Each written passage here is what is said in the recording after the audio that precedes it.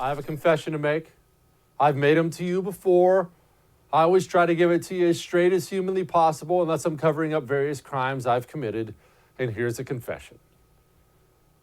The special tonight is on the Clintons. The Clinton scandals and whatnot. And I know you're probably asking yourself, why would you do a special on the Clintons at this point in time? Because I miss them. I miss the Clintons. And let me explain. I'm not defending the way the Clintons have conducted themselves over the years. But I try to, as much as humanly possible, when I consume politics, try to just look at it as if it's a game. I know it's not. These things matter. Real lives are lost. Real fortunes are made. Fortunes are lost. Lives are ruined. Lives are made. Politics is important. Politics guides the future of a country. I know politics matters. It does. But I view all of life as a little bit of a game. As entertaining as I can possibly make it. I enjoy politics. I get a kick out of it. It's a story. It's a movie. It's a book. And what makes a great movie? What makes a great book? The bad guy. It's not the guy you cheer for. He helps, sure. Every story needs a protagonist you're rooting for. But a story must have a bad guy you hate. A bad guy who's good at being bad. That's what makes a great movie. That's what makes a great book. Do you know why the movie Die Hard is so legendary? It's not because of Bruce Willis. Yeah, Bruce Willis was awful.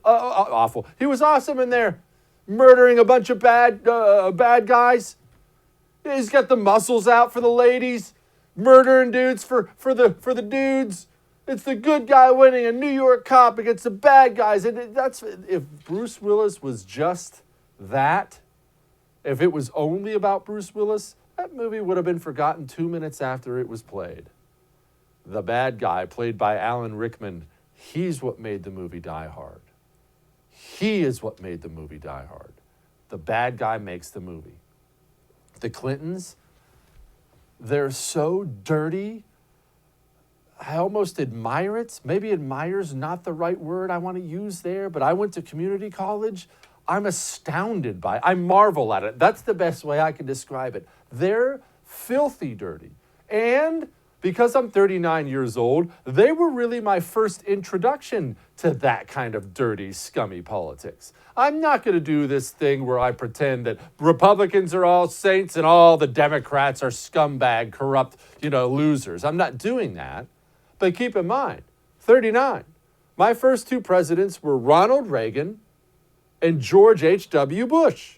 Ronald Reagan, I realized there was some Iran-Contra stuff and whatnot, but for the most part, he's your grandpa. Even Democrats liked Ronald Reagan for the most part. You want to sit on his lap and have a Werther's Original. Tell me about the war, Grandpa. It's who Ronald Reagan was. George H.W. Bush, kind of a nerd, but a war hero? Cool war hero. Got a cool World War II story. Look it up if you don't know it. CIA. And then he gets there, and yeah, he only lasted 4 years before Clinton bounced him, but there wasn't corruption there. It wasn't a big scandal. And in my mind, that's what presidents were. That's what presidents did. They show up and do a few things and go away, and I'm a child. I'm consuming politics. I'm taking all this in.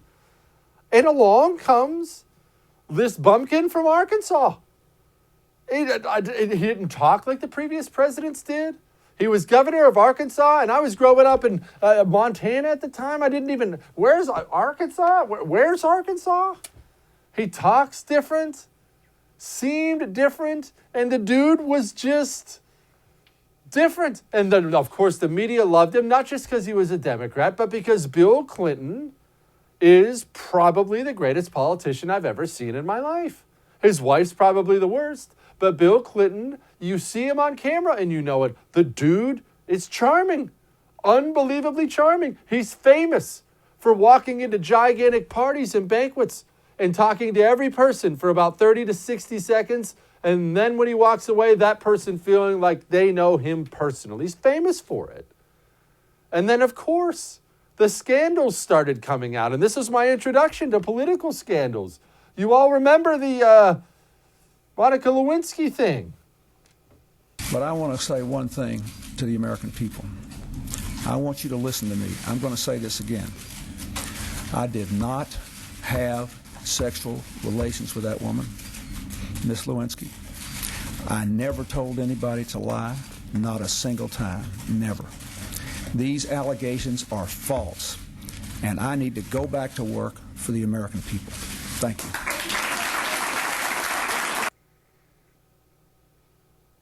All that was a lie. Isn't that amazing? I know you've seen that video 1,000 times, but each and every word he just said there was a bald-faced lie. And the Clintons just did that. They did it with regularity. And then when they'd be caught for it, they would find a way to scam out of that too. There's a reason they call him Slick Willie. The dude just found a way to slither through politics. That's how they did things. And they emerged from 8 years in the White House. They were worth about 2 nickels when they went into the White House. Not long after they get out, they're filthy, stinking rich. Now, how does that happen? Anyone want to know why that happens? How that happens? And while they were in politics? Oh, don't think Barack Obama was the first one to use the forces of government against his political opponents. Clintons would ruin lives routinely. All the time. There's so many great stories that come out about it. And when I say great, I realize it's terrible. And there's a real human cost to it. But again, they're the bad guy. And they were great at being the bad guy. And Bill finally gets done, 8 years in office. And he goes back to doing the things Bill Clinton loves to do. And Hillary, always an ambitious woman, dives into politics, becomes a senator from New York, becomes Secretary of State, runs against Barack Obama. And you forget, Hillary Clinton was supposed to win that primary. And Barack Obama, the young phenom, comes in and bounces her out because Hillary's just awful. Just a terrible person. She's just as dirty as Bill without the personality. Okay, so she loses to Obama. Obama wins. She's going to come back and run against Trump. And it's Donald Trump. I mean, he's this unsophisticated savage. She's gonna beat him, right? No, she isn't. Because deep down, she's still Hillary Clinton. And she's awful. To just be grossly generalistic, you could put half of Trump's supporters into what I call the basket of deplorables. Right? The racist, sexist, homophobic, xenophobic, Islamophobic, you name it. And unfortunately, there are people like that. And he has lifted them up. Generally, just look, I know I'm not a professional, but just a heads up, in case you feel like running for president one day, it's generally not a good idea to tell the supporters of the other guy that they're a bunch of racist, misogynistic scumbags. That tends to turn people off. It tends to be offensive. She's just the worst. The absolute worst. And remember Benghazi. Speaking about the human cost, do some reading on Benghazi in case you've forgotten. The Obama administration and Hillary Clinton, they lied about everything that happened over there. They lied about why we were there. They lied about the causes of the whole thing. And they left those guys, our brave guys, they left them hanging out to dry. We killed those guys. We didn't give them support at all. And those were our American heroes. And Hillary Clinton, when called and forced to testify about it, this was tender-hearted Hillary. We were misled that there were supposedly protests and then something sprang out of that, an assault sprang out of that. And that was easily ascertained that was not the fact. But and the American people could have known that within days, and they didn't know that. With all due respect, the fact is we had 4 dead Americans. Was it because of a protest, or was it because of guys out for a walk one night who decided they'd go kill some Americans? What difference at this point does it make? It is our job to figure out what happened and do everything we can to prevent it from ever happening again, Senator. What difference does it make? Oh, yeah, of course they got killed and I lied to everybody about it, but who cares? All that's water under the bridge now. They're awful. They're absolutely awful people. We didn't even go into all the stuff they did at the State, or while she was at the State Department. It's just, I miss the Clintons. The leftists now are so boring. They're just vicious and crazy and violent. The Clintons, they made politics fun. You need a good bad guy. All that may have made you uncomfortable, but I'm right. We have a great special for you tonight. All kinds of great guests. Don't go anywhere. We'll be back.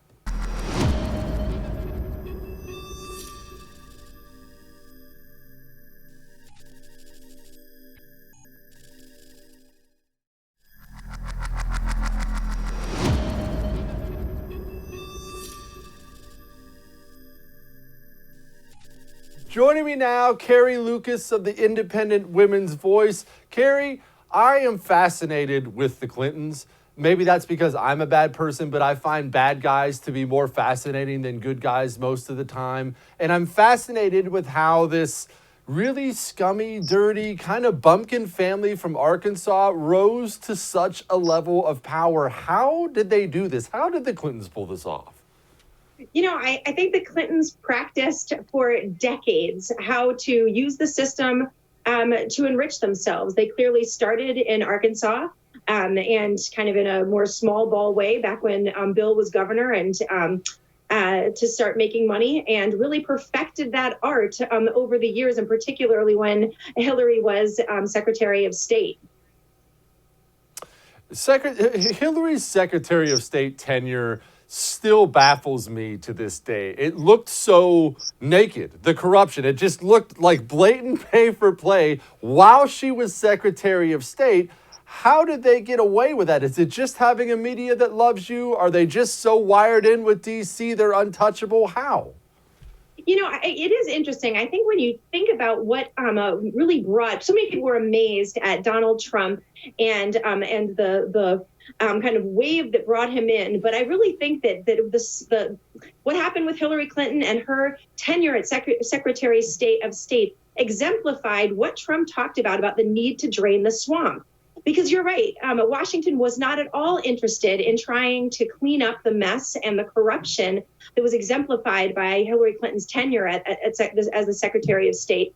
But did she really get away with it? Because at the end of the day, I think this is a lot of what cost her the election in 2016. It was this sense that she was the ultimate insider rigging the game for herself and her cronies. And that's really what had happened during, and what those scandals, the heart of those scandals is kind of just the swamp at its worst.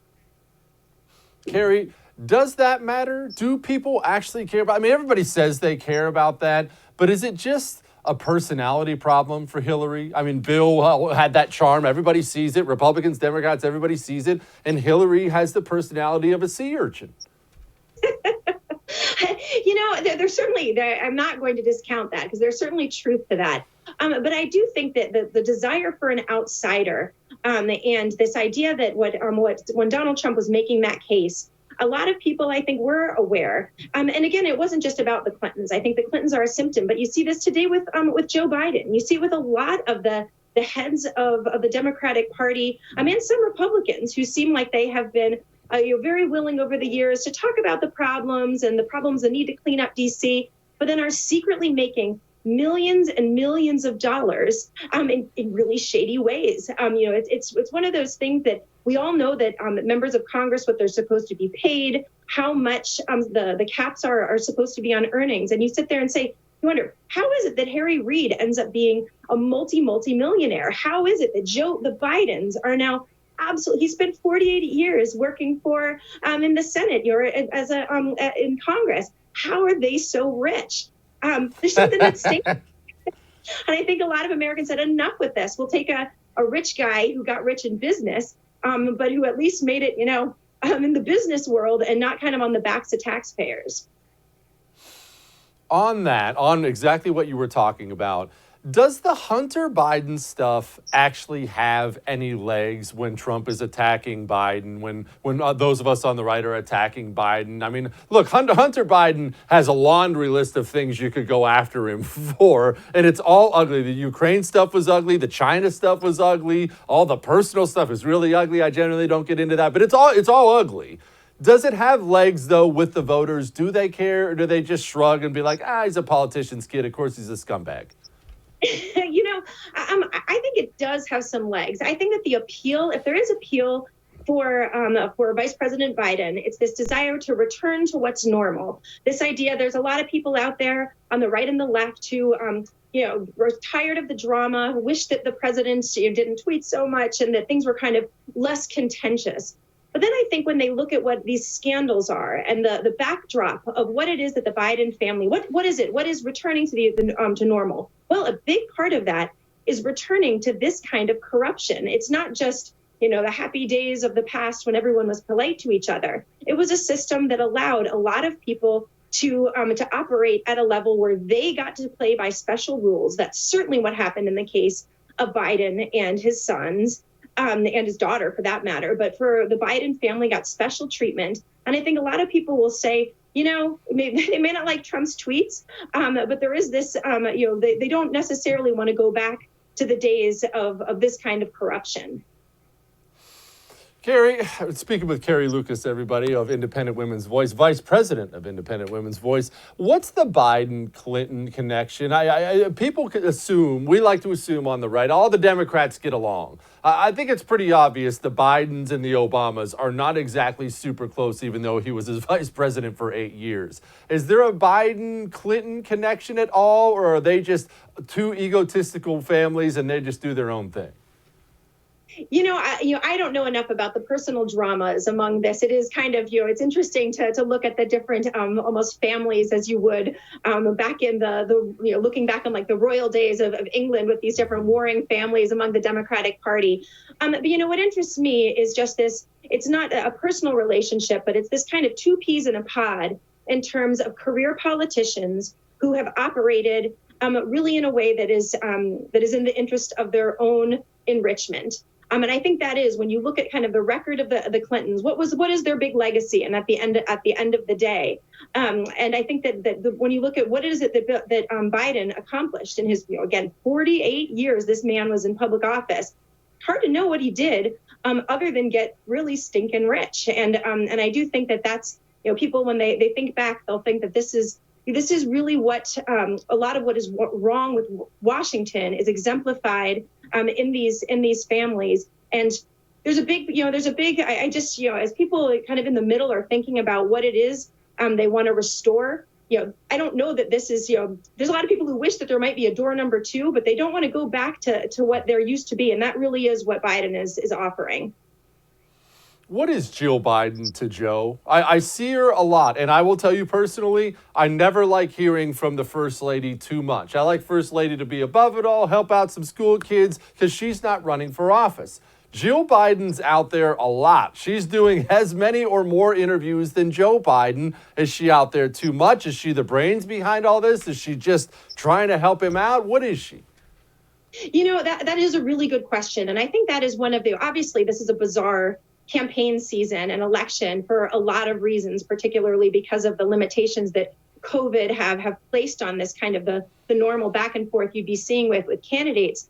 But I think another reason why this is an unusual election is because one party, the Democrats, are very reticent to allow their candidates to interact with people. They obviously don't want to asking or taking questions from reporters in any kind of free way. I think you do have Jill Biden, who's trying to be get his back, to really be his mouthpiece, because I do think that it seems pretty clear that Joe Biden isn't interested or able to take on that role at this point. And I people, it's hard to imagine. I know that there's some of the Democrats who seem to be hoping that they can just run out the clock and he won't have to do anything or people won't have to see him too much. But at some point, people are going to start saying, hey, can we see this guy? You want to, before somebody was going to vote for him, they actually might want to hear a little bit about, his temperament, how he approaches problems, his ability to relate to people and react. These are all completely legitimate decisions.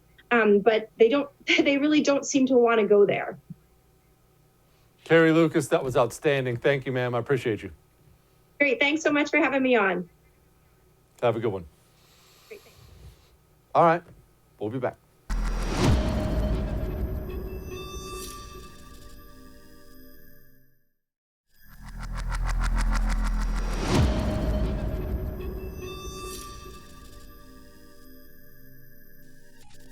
Joining me now, national security analyst Dave Reboy. Dave, the Clintons are an interesting beast, and I will tell you, full disclosure, I've found them to be fascinating. I kind of love the Clintons because they're so scummy. I think they make politics more interesting. Wrestling is only good because of a good heel, and I think the Clintons are the last great bad guy we had. Barack Obama and the new left, they just hate America. That's not fun. The Clintons didn't care. They would just, I don't know, steal some stuff. I couldn't agree more. These guys are so scummy, and they're so, I mean, just the way they operate is so pay for play and transparent that you almost have to admire their chutzpah.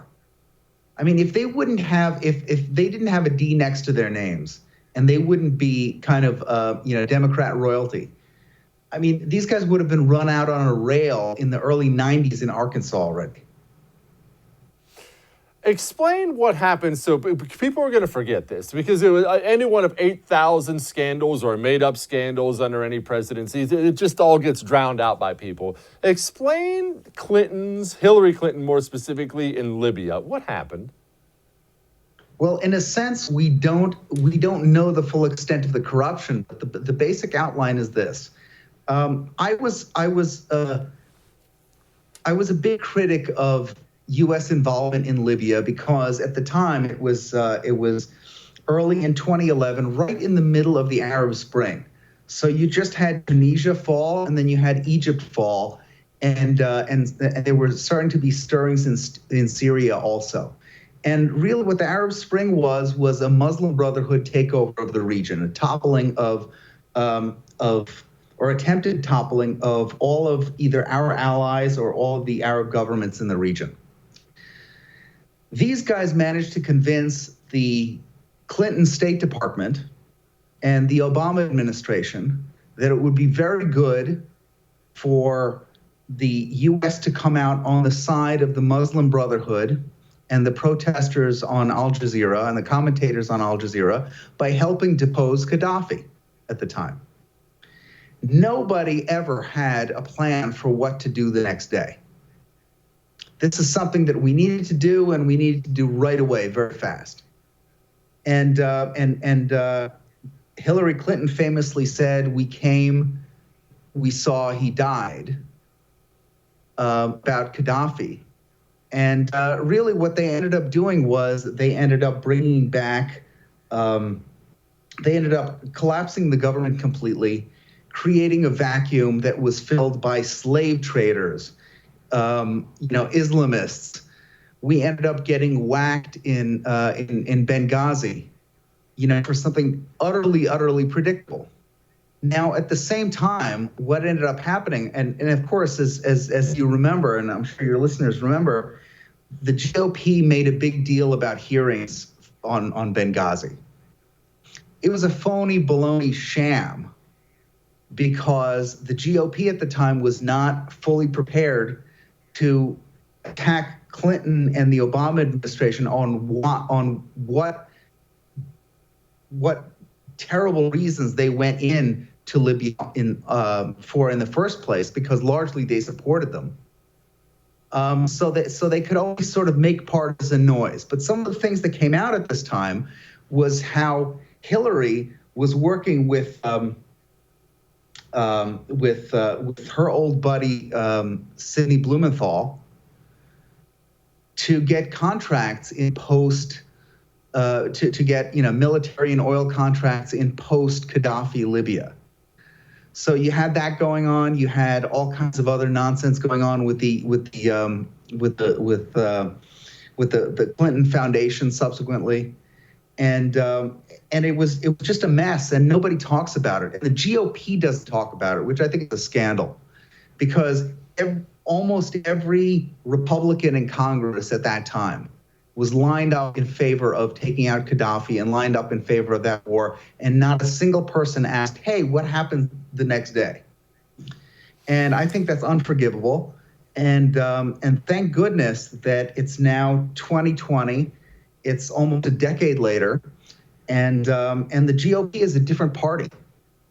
there was only one guy, really, I think one guy in Congress at the time who opposed the Libya debacle, and it was Alan West.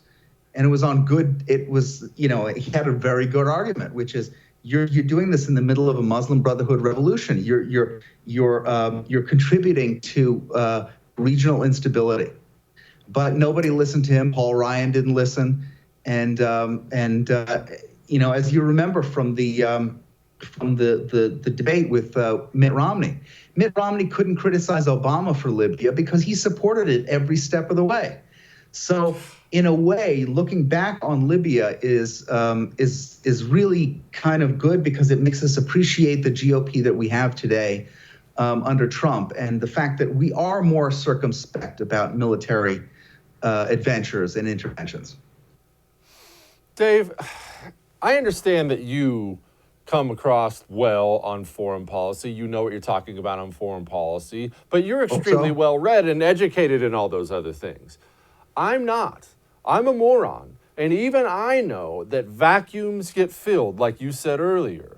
So if I know that, how do all the people, GOP, Democrat, whatever the case may be, with the Princeton degrees and everything, how do they not know that? Because we all like to imagine, whether it's Democrat or Republican, if they're doing something foreign policy-wise, there's been an expert or 10 experts are in the room and they know this and they know that. And nobody there says we should probably worry about what comes after. How does that happen? How is that possible? I mean, that's a long story, too. But it has mostly to do with the failure of our expert class. And this is a story that goes back 100 years, going back to the birth of the progressive movement and the administrative state. I mean, at the end of the day, all of these guys end up working in these industries, end up thinking the same things. These are all conventional wisdom bots. And it's like the more degrees you have, the less common sense you have. And I think they consider themselves essential. They consider themselves the smartest people in the room. I mean, hey, it's all a bunch of Princeton girls with masters and PhDs running around the desert. How much fun could that be? So this is what we have. I mean, you could be cynical and say that this is what happens in a kind of late stage empire situation. Is really what you're describing is more than stupidity. What you're describing is decadence. And it's decadence of the elite class. That what we are now? We a late stage empire, Dave? Sure. Crap. The thing is, I know you're right. I mean, look, I know you're right. It hurts to hear, but I know you're right. I'm not being triumphant about this. It's actually quite sad. But I mean, we are able to do wonderful things abroad. For example, just today was the first flight from Tel Aviv to Abu Dhabi. We've been able to make peace in the Middle East, and we can't make peace in Portland.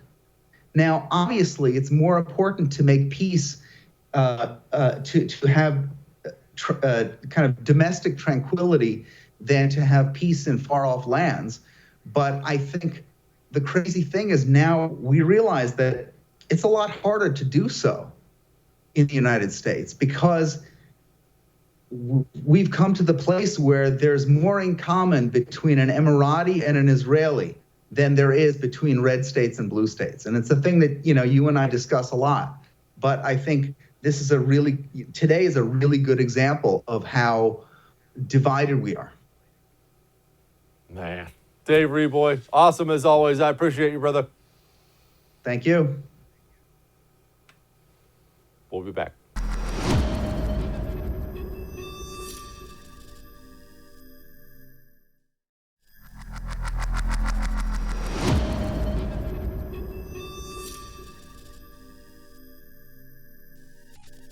Buck, I have taken the controversial position that we're talking to Buck Sexton. Sometimes I don't introduce my guests, especially when everybody knows them. Buck's radio shows in basically every city in the United States of America, and obviously you watch the first, you know him, so I'm not even introducing him anymore. Anyway, Buck, the Clintons, my take on the Clintons always gets me yelled at, and that's that I miss them.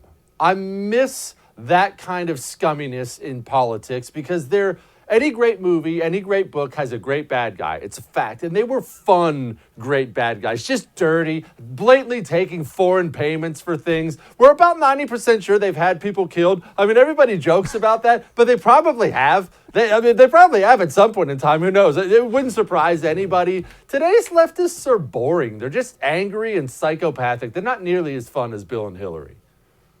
Yeah, well, you also have the problem of making fun of Joe Biden, and I have this all the time.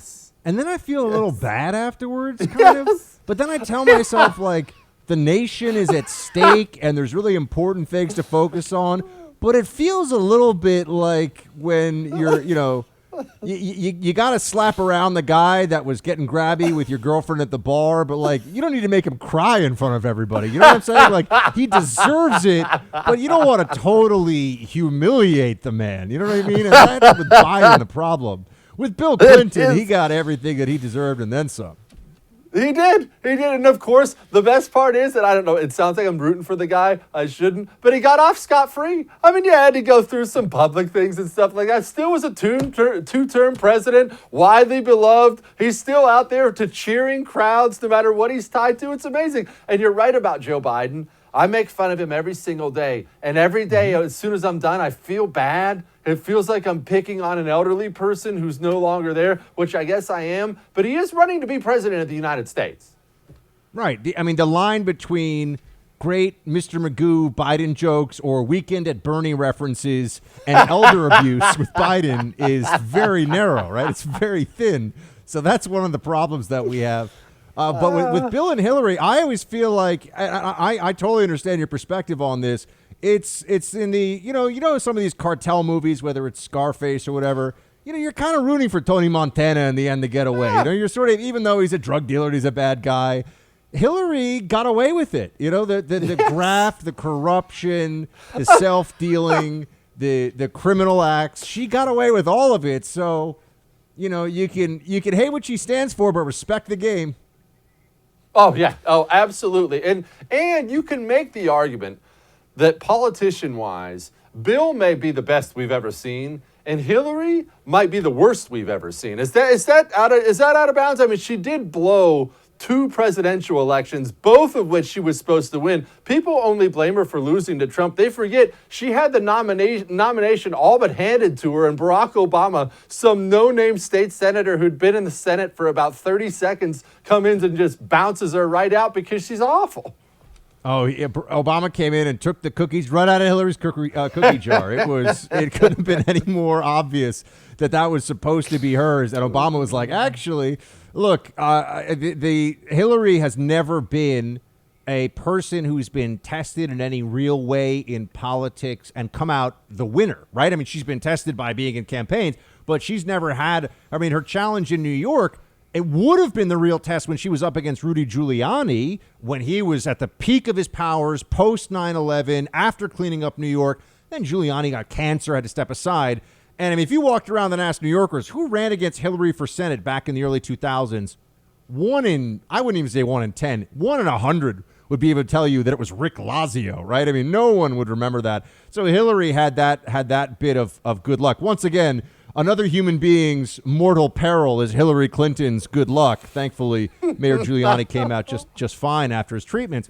But look, I think that the Clinton brand, they're going to try to bring it back. You see, they're trying to bring back with this Kennedy kid.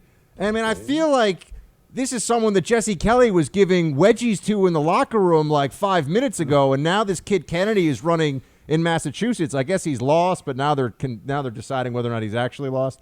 They love dynasties among the Democrats, and we like them a little too much among Republicans too, if we're being honest. We need to get rid of this crap. Do we you bring up a great point, because I was going to talk to you about this. Do we like monarchies? I mean, we claim to hate them. We are a country that rebelled against one. We had a revolution against one, and screw the king and up yours, and we're free. And then the second the queen or somebody gets in some big royal wedding over there, you can't find a woman in this country because they're all glued to the TV watching her dress and, oh my goodness, look at the new princess and all these other things. Do we secretly, is it human nature to want a king? Yes. I think increasingly we're seeing with the way people have responded to COVID in this country that there is and now it's certainly not everyone. I think there's almost a left-right brain separation here between those who wish to be controlled and those who wish to be free. A lot of people like to be told what to do. There are belief systems, there are political ideologies where the whole upside for you is that if you just obey, we'll take care of everything. But you have to obey all the time. That's the whole purpose of it. There are people that like that. People like that in their jobs sometimes too. I think that the idea of a monarchy look, there's a nostalgia and there's a Hollywoodized version of what it means to be in a royal family, right? I mean, if you actually look at someone like Prince Charles, come on. But when you see what they're depicted, how they're depicted, there's this fascination with it. But we do like dynasties in this country. I mean, you look at Bush, Gore, Clinton. Does anyone really think that one of the Obama girls probably isn't going to run? And let's be honest, wouldn't be formidable just based on name recognition if she did. The Kennedy name, I mean, Ted Kennedy was a drunkard, a lecherous lout, like the alliteration there, who drowned a woman in the back of his car in like 3 feet of water. And he became a senator in the Democrat Party for decades. They don't care, man. If you got the big last name, they're good with it. And I worry Republicans are going, and people don't like this from me, because the one thing I will not back off of, the Trump thing with the nepotism, I'm with this president, ride or die on policy, but the nepotism stuff, I can't defend it, and I won't. It's not okay. It's not okay at some level. On another level, isn't that really how power goes? No, listen to me. This is what I'm saying. I can't stand Ivanka and Jared, so you're never going to get me to defend them. I think every single time Trump does something dumb, it comes out in the end, it's Ivanka and Jared, the two Democrats who are whispering in his ear. So you're never going to get me to defend them. However, nepotism-wise, if you're a man in a position of power, you need advisors. You need advisors you can trust. It's history, man. The king picks his brother to be one of his advisors because his brother won't knife him in the back. What's wrong with that? Your family is always in an advisory role, right? I mean, but to confer official government salary, status, power on a family member as an appointee, I'm never going to be okay with this. But then again, Jesse, I'm a weirdo because I'm also not okay with people paying other people to write books for them and put their name on them. I think that's unethical. So I'm like, me and many people in conservative media break on a whole bunch of things when you really dig into it, and that's another one. But with the nepotism thing, man, just wait until Hunter Biden is showing up as like Federal Reserve Chairman. You're going to be like, oh, but he trusts him so much because he's his son. You know what? I envy Hunter Biden, a man with his inclinations, having access to that much loose cash. He's going to have an absolute blast of a 4 years. Look, let's be real. All right, see, you and I will tell the people the honest truth, Jesse. Would Hunter Biden be a fun guy to go out with, and party a bit with? Yes. The answer is yes. 100%. 100%. Without hesitation, I would go out and party with Hunter Biden all night long. If you don't have friends that make bad decisions, you're boring. There you go. It's a truism. Another one from Jesse Kelly. We should get a T-shirt with that on it. I should. Buck Sexton of the Buck Sexton Show. Thank you, my brother. It's good to see you, Jesse.